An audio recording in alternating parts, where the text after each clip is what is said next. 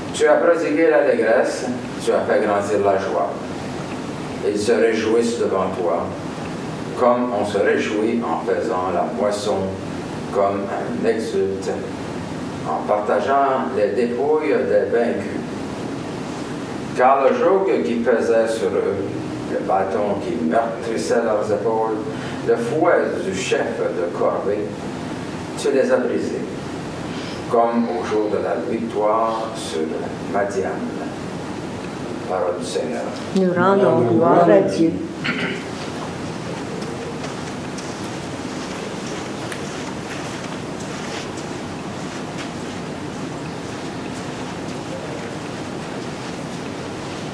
Pour le psaume, si vous le répétez après moi, le Seigneur est lumière et salut. Ensemble. Le Seigneur est lumière et salut. Le Seigneur est ma lumière et mon salut. De qui aurais-je crainte? Le Seigneur est le rempart de ma vie. Devant qui tremblerais-je? Ensemble. Le Seigneur est lumière et salut. J'ai demandé une chose au Seigneur, la seule que je cherche. Habiter la maison du Seigneur tous les jours de ma vie. Ensemble, le Seigneur est lumière et salut. J'en suis sûr, je verrai les bontés du Seigneur sur la terre des vivants. Espère le Seigneur, sois fort et prends courage. Espère le Seigneur. Ensemble, le Seigneur est lumière et salut.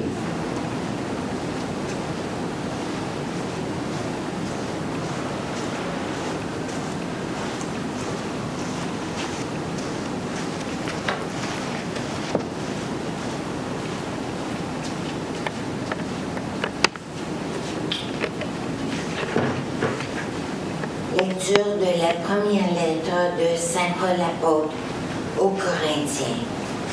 Frères et sœurs, je vous exhorte au nom de notre Seigneur Jésus-Christ à être tous vraiment d'accord, pour qu'il n'y ait pas de division entre vous. Soyez en parfaite harmonie de pensée et de sentiments. J'ai entendu parler de vous, mes frères et sœurs, par les gens de chez Chloé. On dit qu'il y a des disputes entre vous. Je m'explique. Chacun de vous prend parti en disant « Moi, j'appartiens à Paul » ou bien « J'appartiens à Apollos » ou bien « J'appartiens à Pierre » ou bien « J'appartiens au Christ ». Le Christ est-il donc divisé? Est-ce donc Paul qui a été crucifié pour vous? Est-ce au nom de Paul que vous avez été baptisé? D'ailleurs, le Christ ne m'a pas envoyé pour baptiser, mais pour annoncer l'Évangile, et sans avoir recours à la sagesse du langage humain, ce qui viderait de son sens la croix du Christ. Parole du Seigneur. Nous rendons gloire à Dieu.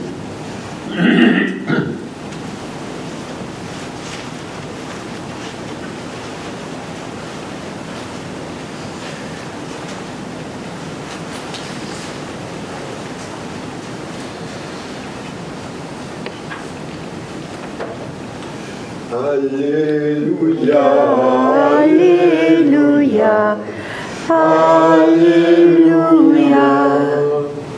Béni soit le Seigneur notre Dieu, sur ceux qui habitent les ténèbres, il a fait resplendir sa lumière. Alléluia, Alléluia, Alléluia. Le Seigneur soit avec vous. et avec toi aussi. Proclamation de la bonne nouvelle de notre Seigneur Jésus-Christ, selon saint Matthieu. Gloire à toi, Seigneur. Quand Jésus apprit qu'on avait arrêté Jean-Baptiste, il se retira en Galilée. Il quitta Nazareth et vint habiter à Capharnaüm, qui est une ville située au bord du lac, dans les territoires de Zabulon et de Naphtali. Ainsi s'accomplit ce que le Seigneur avait dit au prophète Isaïe: pays de Zabulon et pays de Naphtali, route de la mer et pays au-delà du Jourdain, Galilée, toi le carrefour des païens. Le peuple qui habitait dans les ténèbres a vu se lever une grande lumière. Sur ceux qui habitaient dans le pays de l'ombre et de la mort, une lumière s'est levée. À partir de ce moment-là, Jésus se mit à proclamer « Convertissez-vous, car le royaume des cieux est tout proche. » Comme il marchait au bord du lac de Galilée, il vit deux frères, Simon, appelé Pierre, et son frère André, qui jetaient leurs filets dans le lac, car c'étaient des pêcheurs. Jésus leur dit, « Vous, venez derrière moi, je vais vous faire pêcheurs d'humains. » Aussitôt, laissant leurs filets, ils le suivirent. Plus loin, il vit encore deux frères, Jacques, fils de Zébédée, et son frère Jean, qui étaient dans leur barque avec leur père, en train de préparer leur filets. Il les appela, et aussitôt, laissant là leur barque et leur père, ils le suivirent. Jésus, parcourant toute la Galilée, enseignait dans leur synagogue, proclamant la bonne nouvelle du royaume et guérissant toute maladie et toute infirmité dans le peuple. Acclamons la parole de Dieu. Louange à toi, Seigneur Jésus.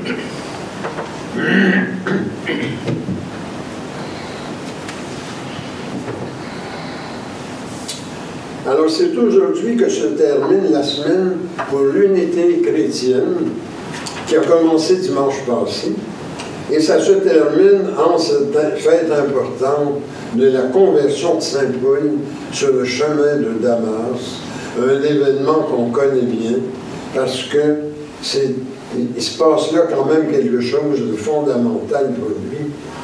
D'abord, il a connu un vrai passage parce que c'était un persécuteur de chrétiens. Il s'en allait d'ailleurs en persécuter une gang. Et sur la route de Damas, une grande lumière va le terrasser, au point qu'il tombe en bas de son cheval et puis ne voit plus rien. Et c'est des gens de la communauté chrétienne de Damas qui viennent le chercher.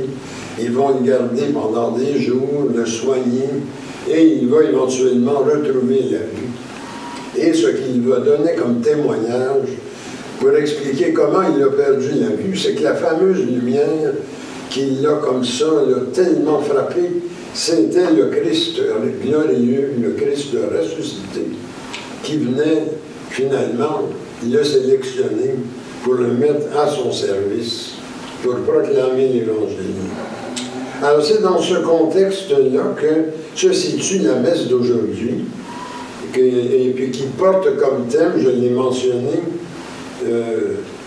une problématique qu'on a dans la deuxième lecture tirée de Saint Paul aux Corinthiens, unir par le cœur ce que la tête divise, et qui est une des grandes devises du Conseil international de nos églises.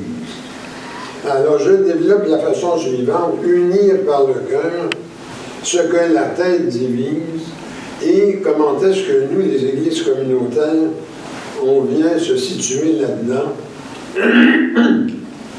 Alors, unir par le cœur, c'est ce que Jésus affirme dans l'Évangile ce matin, Matthieu 4, verset 17, « Convertissez-vous ».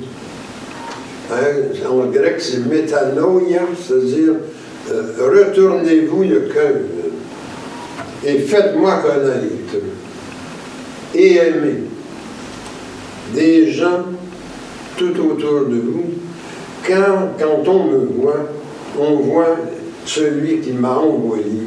Saint Jean, chapitre 12, le verset 45. Alors, autrement dit, Jésus, dans l'Évangile de ce matin, insère sa vie publique, qui commence avec le baptême dans le Jourdain, dans une grande histoire d'amour pour l'humanité. Alors, l'humanité proche, c'est-à-dire les gens de Galilée, puis ensuite de ça, Jérusalem, et ça va s'étendre, notamment avec Saint Paul, qu'il va spécifiquement envoyer chez les païens. C'est vraiment avec Saint Paul que l'Église chrétienne devient l'Église catholique, hein, du grec catholikos qui veut dire universel.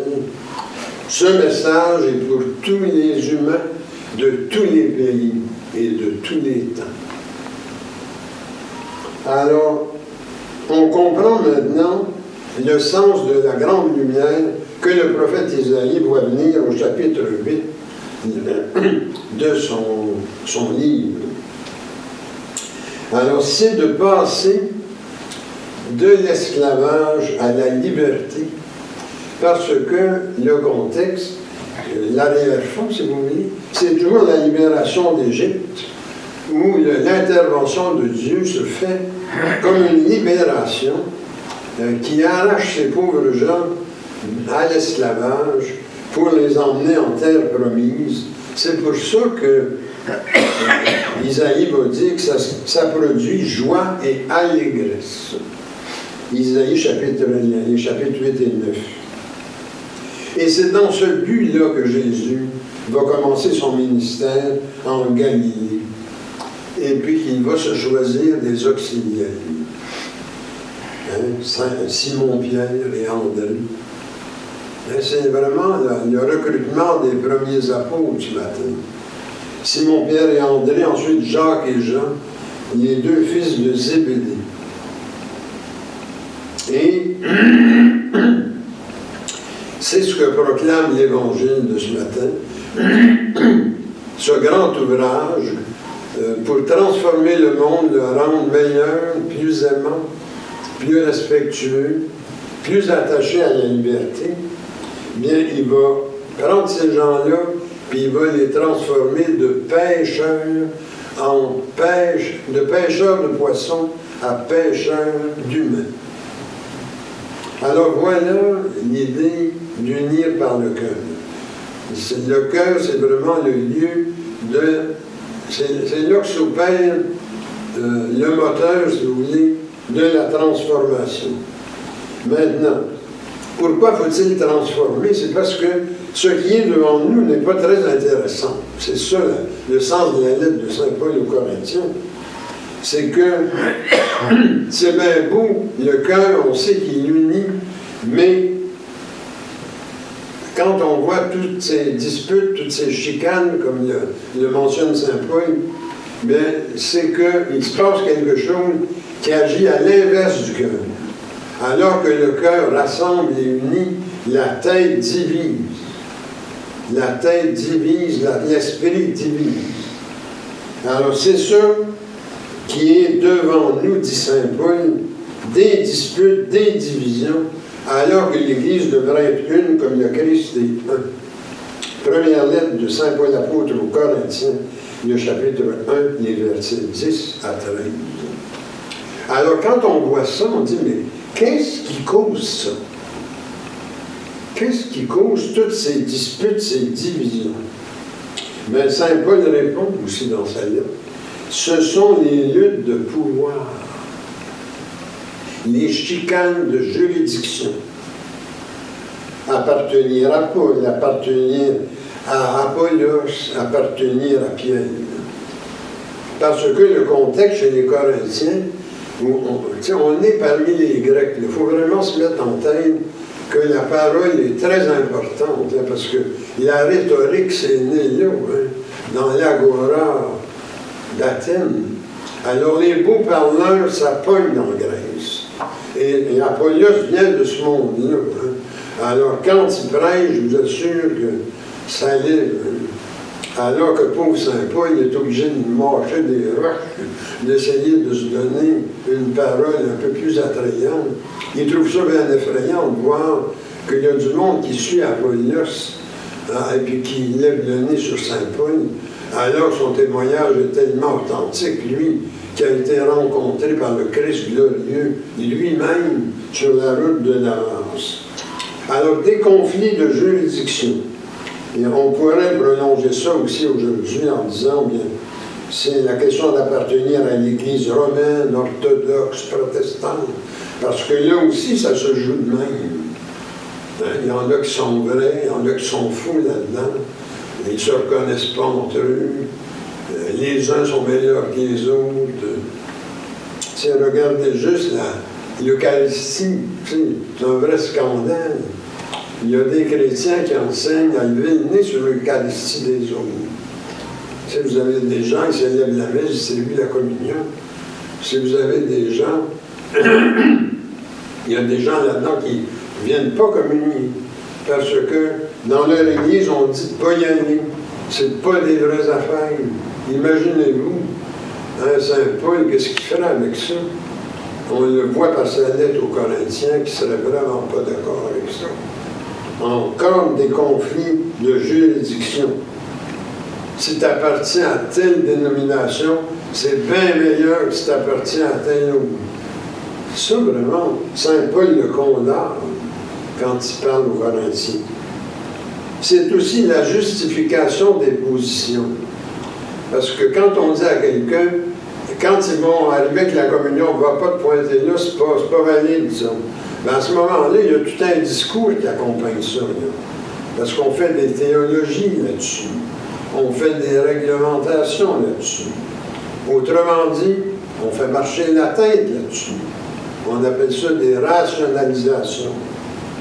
Et le Père Chénéki s'est adressé à ça dans ses ouvrages, 40 ans dans l'Église du Christ. Lui, il appelle ça l'ecclésiastisme, c'est-à-dire faire passer l'institution en premier au lieu de faire passer le salut en premier, le salut apporté par le Christ. Parce que ce n'est pas la juridiction qui nous justifie, c'est le salut, c'est la rédemption du Christ.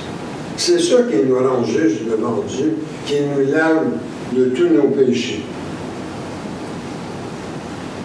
Alors, au lieu de s'unir par l'amour, par le cœur, impacté par l'évangile de grâce, on mise sur les interprétations humaines qui amplifient les divisions. Voilà ce que la tête fait. Alors vous avez le cœur, lui, qui unit, la tête qui divise et qui encourage le maintien des divisions. Alors, nos églises sont nées en réaction à ça. Une des grandes devises du Conseil international des églises communautaires, c'est que une des manières d'arriver à l'unité, c'est sortir du carcan des dénominations. Ce qu'on appelle le post-dénominationnalisme. C'est pour ça qu'est apparu le mot Église communautaire. Alors, c'est l'Église de la communauté, dans laquelle il peut y avoir des catholiques romains, des baptistes, des méthodistes, des presbytériens, des membres de l'Église unie. Et tous ces gens-là, il n'y a rien qui les empêche de venir célébrer ensemble et communier. Ça, c'est très important pour les églises communautaires. Et christocentré.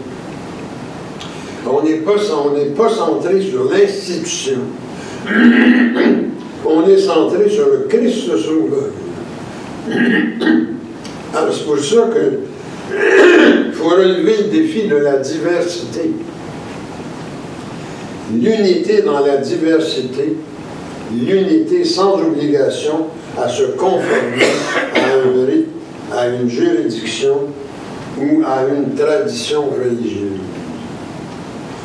L'unité va se construire dans la dynamique des rencontres interdénominationnelles et non pas par des discours d'une dénomination qui se définit comme seule valide et qui voit l'unité comme t'obligeant, toi, ta dénomination, à t'emmener dans la seule vraie dénomination. Alors ça, c'est contraire à l'esprit des églises communautaires. Et c'était l'optique du Père Chénéki, ça. Il avait été invité à parler à une conférence en juillet 1859 du Conseil chrétien à Philadelphie. Parce qu'à ce moment-là, il avait reçu l'aide de l'Église presbytérienne américaine. À Saint-Anne, il y avait beaucoup de problèmes. Il y a une mauvaise température, ils avaient perdu leur récolte et tout le monde était préoccupé. Qu'est-ce qui va nous arriver cet hiver si on n'a pas de récolte? Alors le Père Chéniquet avait envoyé un appel aux chrétiens de la région, quel qu'il soit. Venez nous aider, parce qu'on craint pour cet hiver, comme on a tout perdu nos récoltes. Et on lui a répondu, surtout l'Église presbytérienne qui avait le plus de moyens à ce moment-là. Ils ont dit, nous autres, on est prêts à t'aider. Mais ta gang, là, emmène-la ici, il faut tout que vous deveniez presbytérien. Puis là, on va vous faire mettre la main sur l'Évangile, puis tout. Comme quoi, passer le catholique romain, c'est-à-dire le catholique chrétien, à presbytérien. Et le Père Chéniquet a dit, jamais de la vie. On ne nous fera jamais souscrire à une confession. La confession de foi de Westminster, qui est la confession de l'Église presbytérienne. Il a dit, voulez-vous savoir, moi, sur quoi que je suis prêt à mettre la main? Il a dit, pas une confession rédigée par les humains. Emmenez-moi la Sainte Bible, la parole de Dieu. Là-dessus, ma mettre ma main. Et c'est ça qui s'est passé finalement. Mais avant que ça se passe, il a refait son fameux discours. Et là, il dit, vous voulez que je me rattache à votre dénomination. Mais si j'en choisis une, c'est intéressant quand même comme raisonnement, les autres me seront étrangères. Pourquoi la porte que le Christ nous ouvre serait-elle trop étroite pour qu'ils passent ensemble tous ceux qui l'aiment et qui croient en l'efficacité de sa rédemption? Quand verrons-nous venir le jour où on oubliera nos différences au pied de la croix du Sauveur Jésus? C'est alors seulement que le monde, par une puissance irrésistible, sera amené à l'agneau dont le sang libère du péché. Saint Jean, chapitre 1, verset 29. Ce qui était le thème de ma célébration du dimanche passé. Jésus, l'agneau de Dieu. Alors, vous voyez, je vous avais dit, il y a comme une continuité là, de la semaine passée à aujourd'hui. Alors ça n'a pas passé inaperçu à Monseigneur Villatte, qui lui aussi continuait cette œuvre-là. Alors, dans un texte qui s'appelle « Nous maintenons la foi de toujours », il a écrit ceci. « Cette puissance irrésistible, c'est l'esprit d'amour divin. » Et c'est pour ça que j'aime le thème aujourd'hui de la journée de la religion, le souffle de l'esprit. Pour Monseigneur Villatte, c'est la clé. C'est l'esprit d'amour divin qui va dynamiser l'unification de l'Église. Quand tous s'aimeront et travailleront ensemble au bien-être du monde, ça c'est Monseigneur Villatte qui parle, dans les liens de l'amour. Et là, il cite Saint Luc, chapitre 14, le verset 23. Dieu régnant dans les consciences, alors on surmontera nos différences dans et par le Christ qui nous veut un. Saint Jean, chapitre 17, le verset 2. Alors je termine par une prière. Seigneur, toi qui nous veux tous un en toi, nous te prions pour l'unité de ton Église. Délivre-nous de nos étroitesses et de nos préjugés.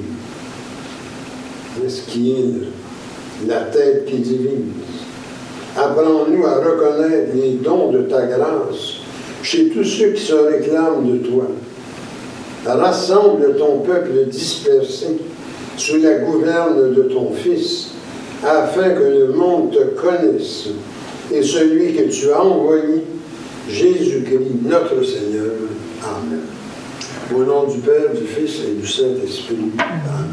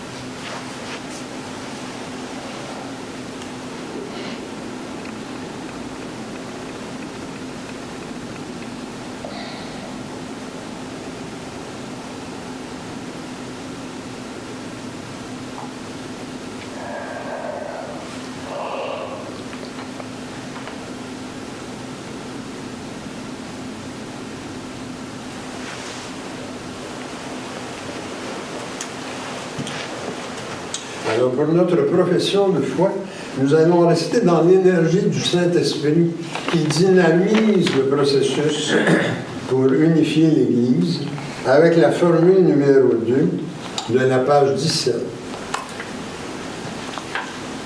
Je crois en Dieu, qui habite dans les humains par son esprit.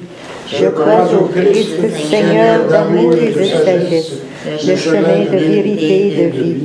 Je crois au bien qui existe dans le monde, malgré les difficultés et les souffrances, et je veux en témoigner pour que mes frères et sœurs connaissent le bien-être et la paix. Amen. Le Christ est une pulseur de tendresse et de miséricorde de Dieu. Demandons que cette impulsion rejoigne les besoins et préoccupations que nous avons pour nous-mêmes, notre vie de vie, de travail, mais ici pour notre pays, pour le monde. Prions pour nos malades, et ceux qui ont besoin de notre aide. Paulette Asselin, Yves Le Dion, Aurèle Le Dion, Anne Gauthier, André Cartier, Edgar Dion, Jonathan Dion, Lucie Leplante, Tom Baker, Jean-Guy Thiège, Jim Nunn, Michel Bourdelot, O'Neill Thibault, Marie-Josée Thibault, Claudel Dion et Hector Lennon. Prions que notre Église continue à grandir et servir la communauté. Et aussi que Dieu prenne toute sa protection. Les âmes de tous ceux et celles qui ont passé par des portes de ce complexe. Et ajoutons nos intentions personnelles. Seigneur, écoute-nous. Seigneur, exauce-nous.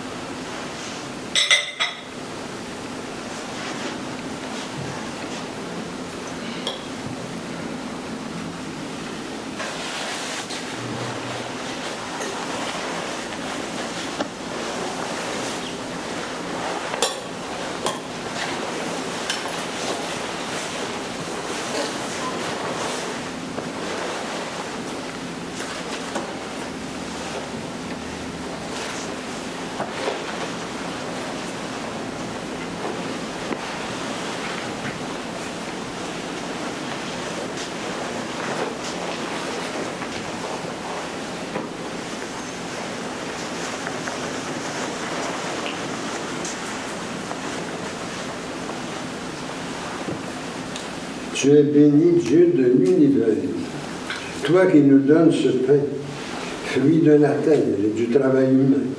Nous te le présentons, il deviendra pain de vie. Béni soit Dieu maintenant et toujours. Tu es béni, Dieu de l'univers, toi qui nous donnes ce vin, fruit de la vigne et du travail humain. Nous te le présentons, il deviendra vin du royaume éternel. Béni soit Dieu maintenant et toujours.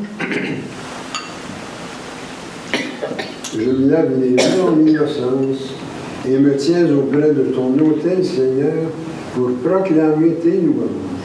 Seigneur, j'aime le lieu de ta maison, le lieu de gloire où tu habites. Gloire au Père, au Fils et au Saint-Esprit, comme au commencement, maintenant et dans les siècles des siècles.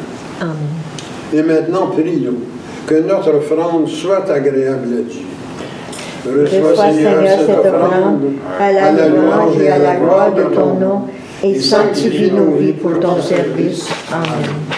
Le Seigneur soit avec vous. Et avec toi aussi. Élevons nos cœurs. Nous les élevons vers le Seigneur. Rendons grâce au Seigneur notre Dieu. Cela est juste et bon.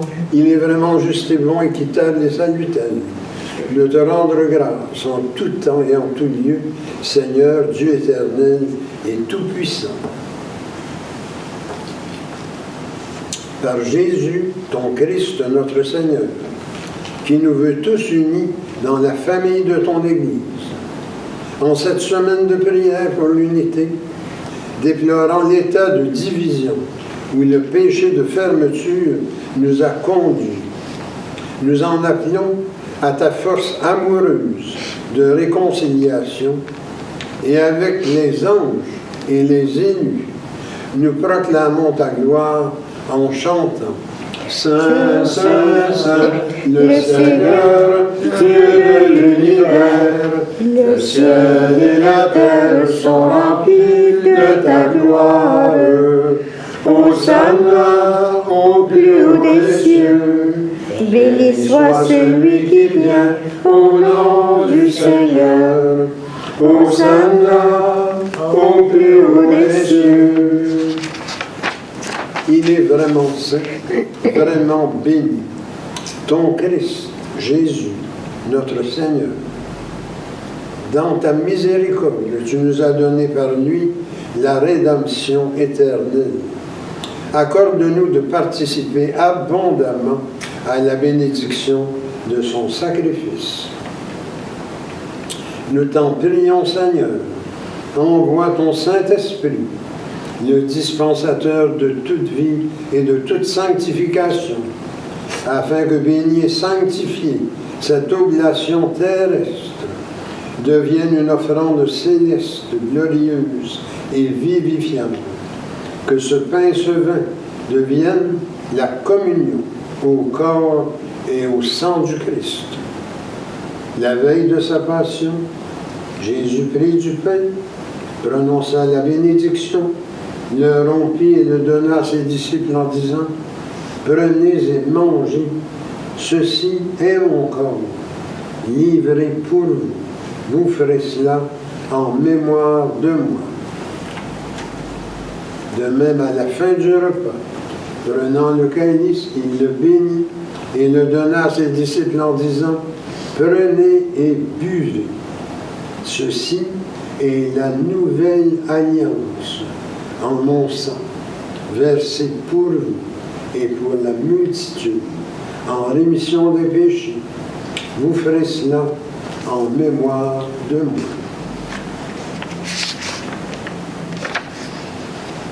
Il est grand le mystère de la foi, nous proclamons ta mort, Seigneur Jésus.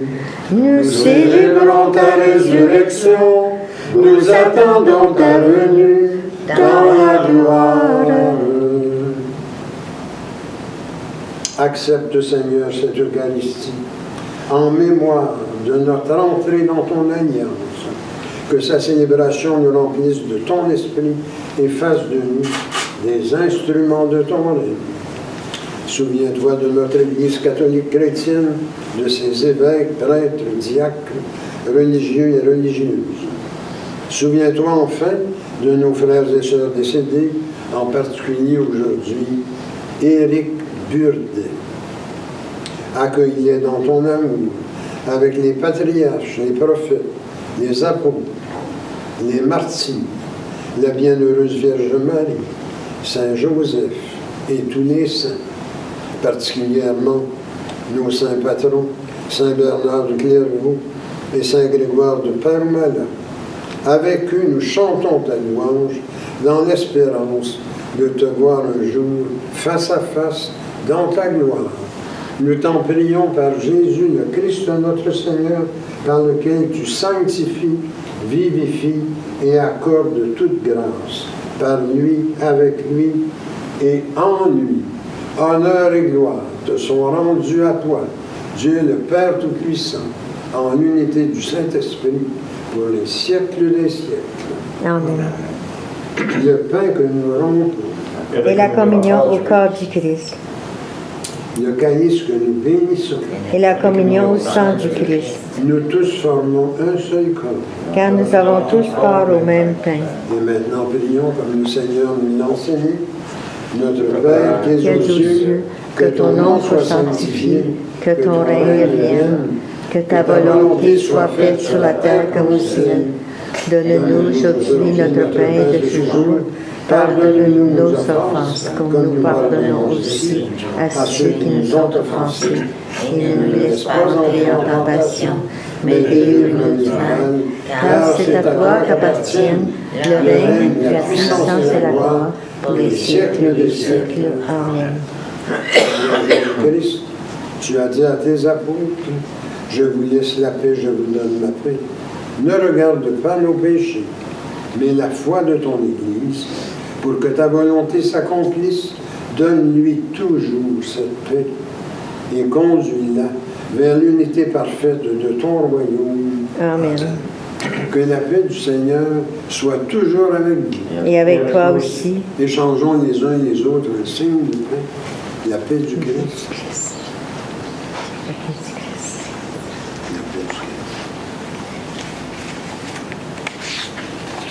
Agneau de Dieu, qui enlève le péché du monde, prends pitié de nous.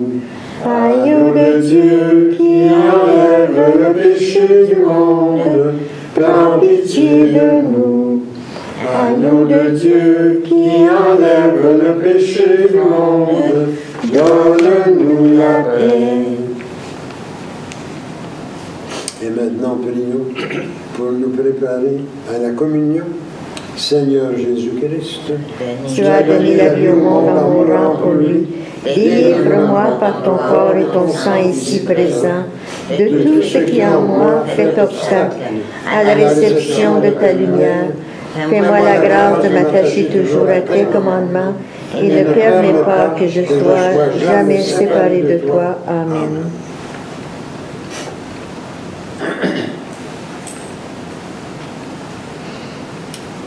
voici l'agneau de Dieu, voici celui qui enlève le péché du monde. Seigneur, je ne suis pas digne de te recevoir, mais dis seulement ta parole et je serai guéri. Ma chair, dit le Seigneur, est une vraie nourriture, et mon sang, un vrai breuvage. Qui mange ma chair et boit mon sang demeure en moi, et moi en lui.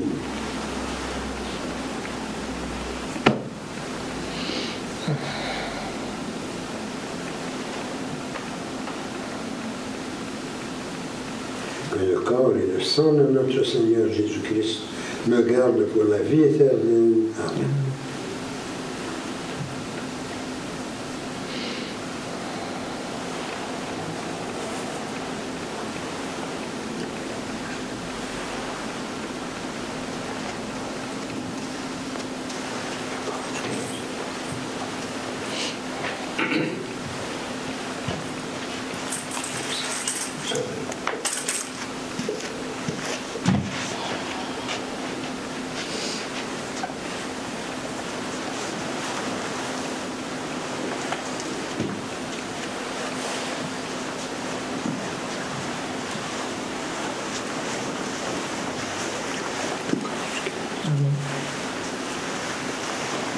Sanctus.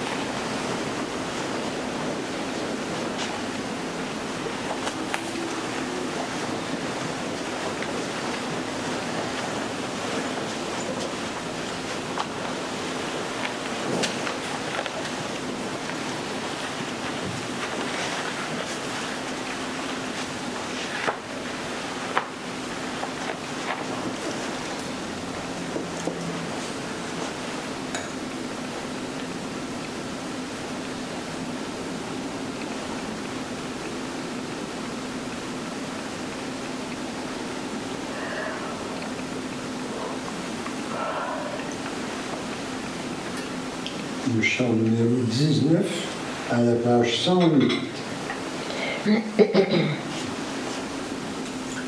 Nous t'adorons, ô Christ Sauveur et Maître, vraiment présent dans ce repas sacré. Tu viens à nous, transfigurant notre être, nous donnant part à ta divinité.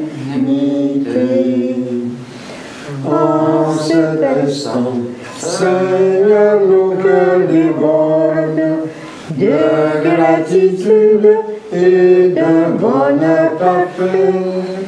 Voici qu'en nous, par ta miséricorde, ton corps, ton sang demeure à jamais. Louange et gloire, honneur à Dieu le Père.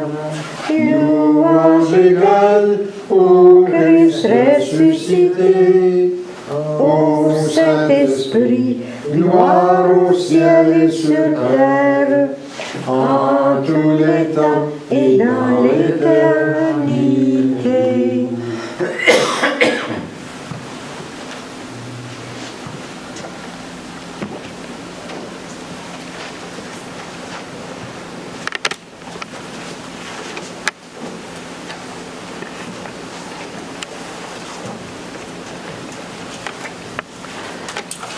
Le Seigneur soit avec vous. Et avec toi aussi. Prions.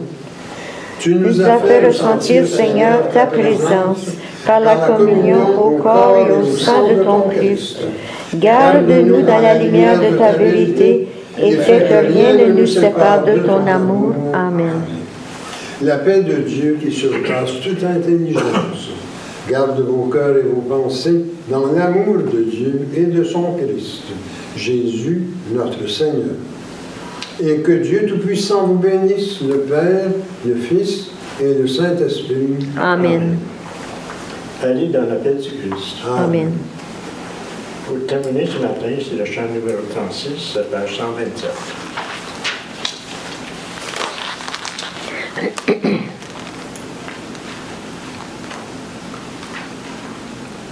L'Église universelle, Fondée en Jésus-Christ, est la maison nouvelle, vivant de son esprit.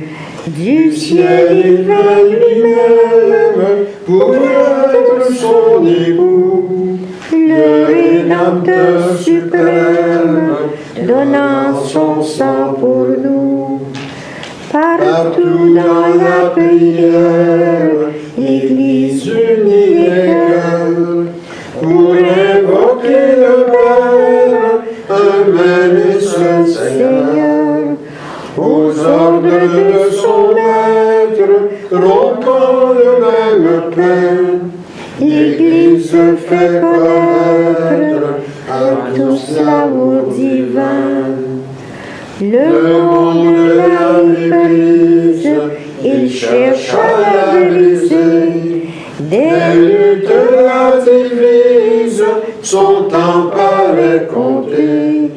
Mais elle, dans l'épreuve, reçoit de Jésus-Christ des forces toujours neuves, le don de son esprit. Déjà sur cette terre, elle est unie à Dieu, et par un grand mystère, pour racheter les cieux. Car la vie éternelle est pour tous ceux de nous, dont Christ est le modèle, dans un cœur humble et doux.